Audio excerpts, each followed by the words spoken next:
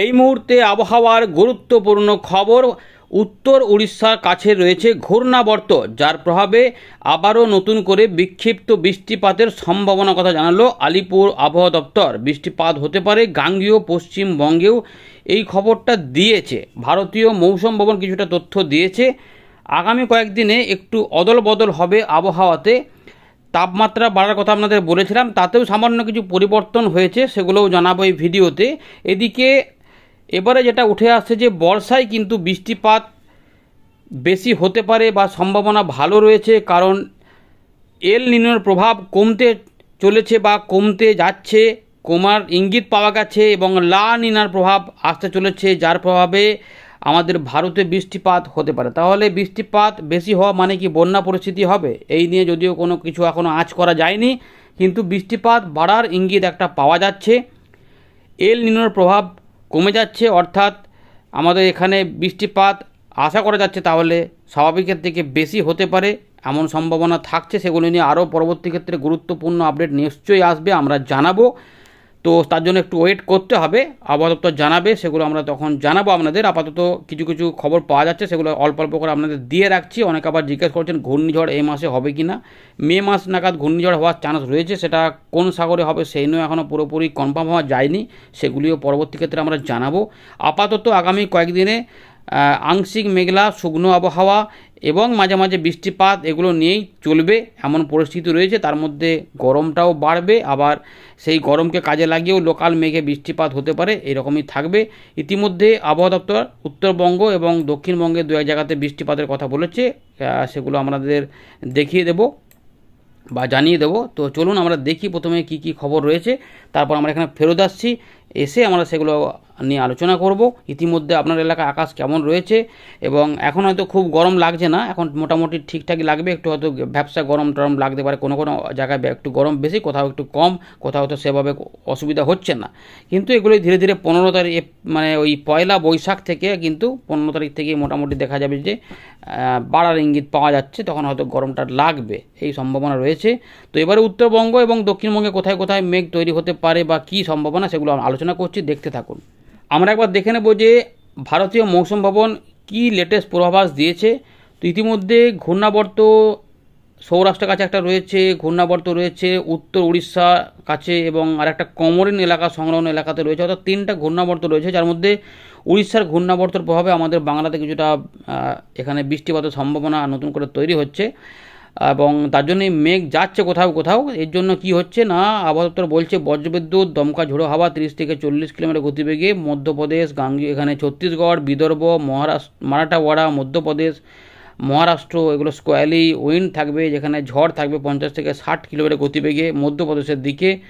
এছাড়া এখানে গাঙ্গেয় পশ্চিমবঙ্গ মানে গ্যাঞ্জেটিক ওয়েস্ট বেঙ্গল, ঝাড়খণ্ড, উড়িষ্যা, বিহার এবং আন্দামান নিকোবর দ্বীপপুঞ্জে 12 থেকে 14 তারিখের মধ্যে কিছুটা বজ্র বিদ্যুৎ বৃষ্টি হতে পারে, যার জন্য দু এক জায়গাতে হালকা বা মাঝারি বৃষ্টিপাত কোথাও কোথাও হতে পারে। সব জায়গাতে হওয়ার কথা বলা নেই, খুব জোরও নেই, কিন্তু সম্ভাবনা থাকছে, হতে পারে।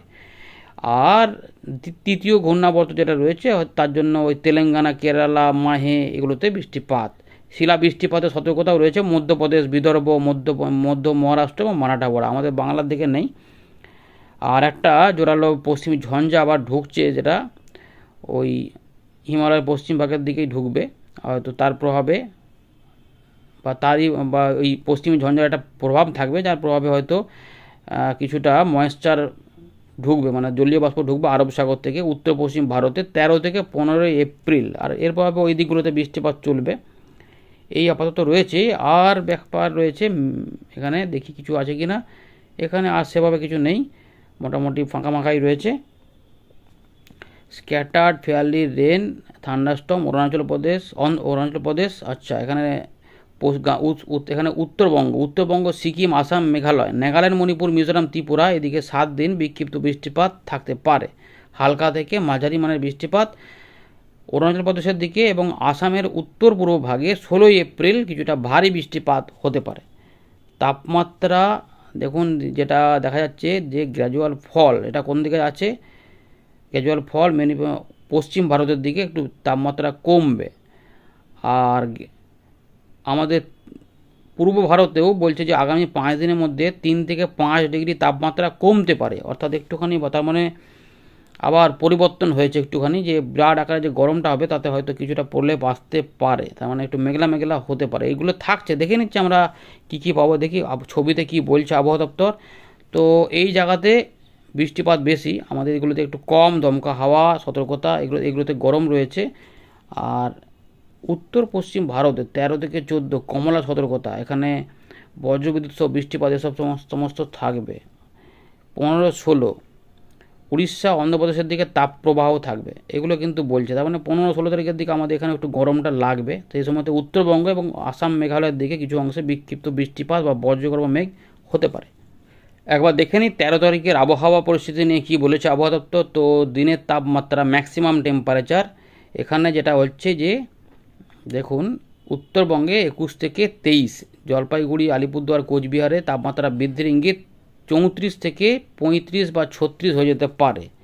মালদার দিকে 35 ডিগ্রি, মুর্শিদাবাদ 36, বীরভূম এই দিকগুলোতে 35 থেকে 36, 37 ঘোরাফেরা করবে বিভিন্ন জায়গায়, এই দিকগুলো এরকম থাকতে পারে।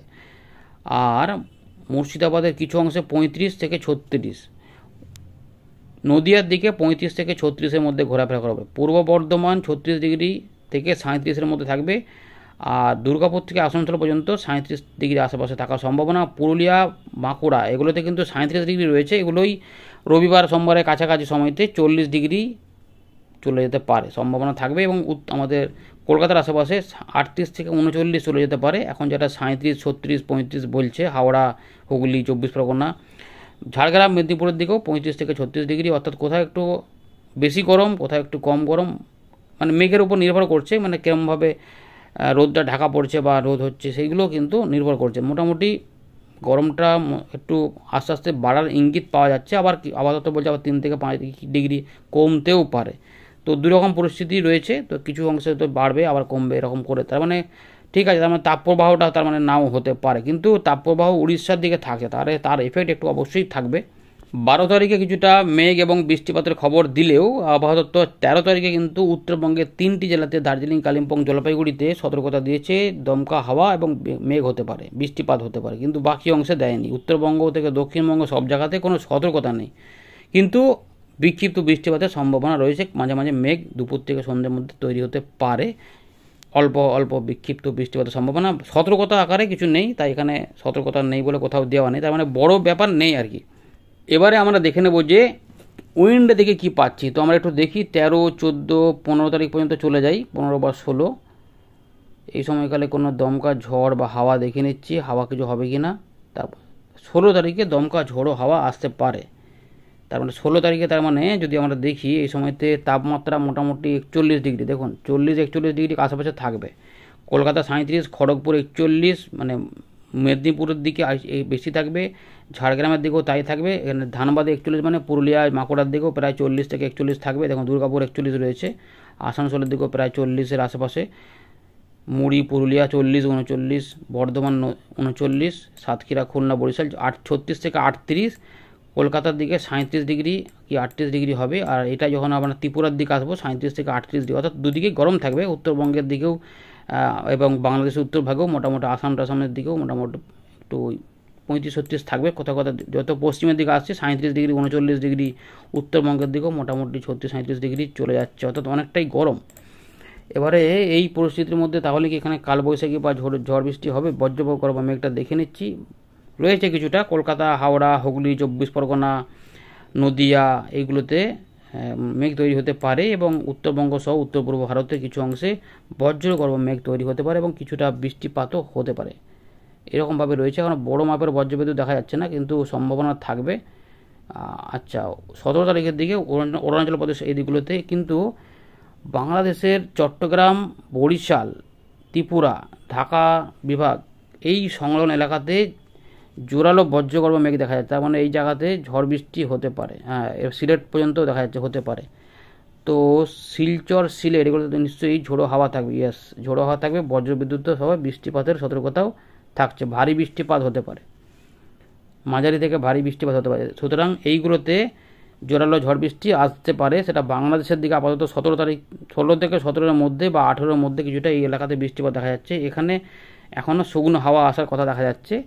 এই রকমভাবে রয়েছে, তার মানে 14-15 তারিখ পর্যন্ত, তার মানে মোটামুটি যে বিক্ষিপ্ত বৃষ্টিপাত যেটা বলছি, যে উপকূলবর্তী দেখুন এলাকাতে দেখা যাচ্ছে, কলকাতা, হাওড়া, 24 পরগনার দিকে দেখুন খুব বেশি নেই, মানে হয়েই যাবে বলা যাবে না, কিন্তু মেঘলা মেঘলা ভাব থাকবে, কারণ এই দিকগুলোতে কিছুটা বৃষ্টিপাতের প্রভাব থাকবে, যেটা এই দিকগুলোতে হতে পারে। ঘূর্ণাবর্তের প্রভাবে জলীয় বাষ্প ঢুকেছে। 13 তারিখের দিকেও দেখা যাবে যে কিছু কিছু মেঘলা মেঘলা হবে, বিক্ষিপ্ত বৃষ্টিপাত রয়েছে, কিন্তু সতর্কতা নেই।